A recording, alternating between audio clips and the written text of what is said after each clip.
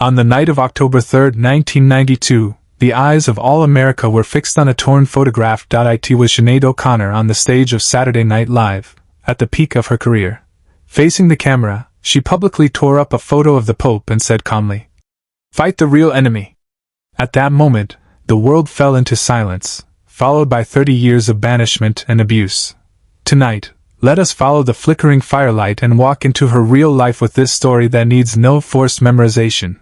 People condemned her for being unconventional, yet no one ever asked what a broken childhood lay hidden behind that photograph. The name Sinead O'Connor became synonymous with madwoman and victim. Beneath her tough, even slightly violent exterior, there has always lived a little girl longing to be loved. This is a story of trauma, resistance, and belated awakening. On this quiet late night, let us slowly uncover those misunderstood truths. The day after she tore up the photograph, Sinead O'Connor found herself public enemy number one across America. Radio stations began burning her records, the media described her in the most vicious terms, and even her peers humiliated her on award stages. To the public, she was self-destructing, but to Sinead, it was a long-planned liberation. She grew tired of living as a packaged, compliant commercial idol. To rebel against her agency's demand that she grow her hair long and wear dresses. She went straight to a barber and shaved her head bald. That iconic, gaunt shaved head was both her armor and her declaration of war against the world. She did not need those false applauses. What she needed was the right to speak the truth aloud. However, society at that time was not ready to accept such truth, especially a provocation from a woman. The term, cancel culture, did not yet exist back then. But Sinead O'Connor had already endured its cruelest persecution.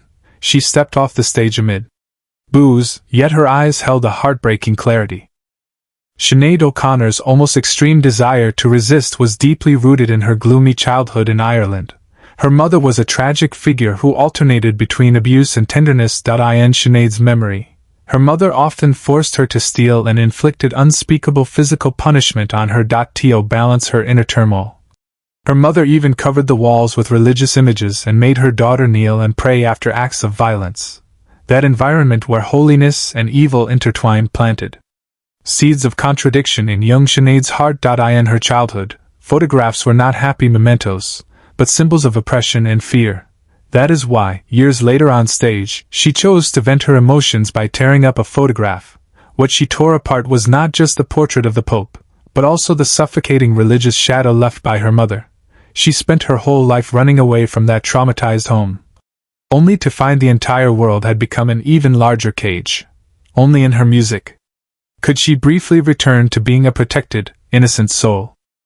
When Nothing Compares to You swept the globe in 1990, the whole world remembered the tearful girl. In the music video, the camera remained fixed on Sinead O'Connor's face, capturing the tears sliding down her cheeks. It was not acting. It was an inner emotional reaction to her broken family bond when she sang the word, mother. It became one of the most sincere and poignant moments in the history of popular music. Yet instant fame did not bring healing, but deeper loneliness and loss. The Vanity Fair tried to teach her how to be a normal girl, how to smile, and how to please the audience. But the rebellion in Sinead's bones made compromise impossible, and she began to deliberately break all rules. She refused awards, refused national anthem performances, and rejected all displays of power that made her uncomfortable. The outside world called her difficult and eccentric, but only she knew she was desperately clinging to the last shred of her self-respect. She was like a traveler walking through a violent storm, staggering forward but never willing to bow down to shelter from the rain. After the turn of the millennium, Sinead O'Connor's life turned into a long struggle against illness and loneliness. She was diagnosed with bipolar disorder, and the traumas she had once suppressed began to surge back fiercely in her adulthood. She sent out distress signals on social media many times, sometimes desperate, sometimes confused, and sometimes eerily calm. The public watched her breakdowns like spectators at a show. Yet few were willing to understand the despair behind them. She sought various spiritual sustenance, from becoming a nun to converting to Islam, always trying to find a home for her soul. She once wrote, "People think I'm crazy, but I'm just trying to be honest in a crazy world." That extreme honesty became her heaviest burden, leaving her running into walls in real life. Her estrangement from her children and her broken marriages all became fodder for media mockery. Yet amid all this chaos, Sinead never stopped creating, and her music remained full of power. It was a whisper rising from the depths of hell, hoarse yet piercing straight to the heart. The cruelest blow of fate came in 2022, when her 17-year-old son Shane died by suicide. For a mother already fragile beyond measure, this was frost that extinguished all hope. Sinead O'Connor wrote on social media that Shane was the light of her life, and losing that light meant losing her reason to live. In the days that followed, she almost vanished from the public eye, leaving only scattered words filled with sorrow. She was no longer the bald warrior fighting against the world, but a poor, elderly woman searching for her child in a cold night. People were shocked to realize that the woman who had always seemed as hard as stone had long since crumbled into fragility. Those who once booed and insulted her fell into silence at this moment.